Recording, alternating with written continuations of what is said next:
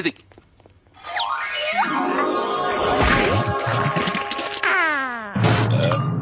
Don't worry cat, నేను చూసుకుంటాను.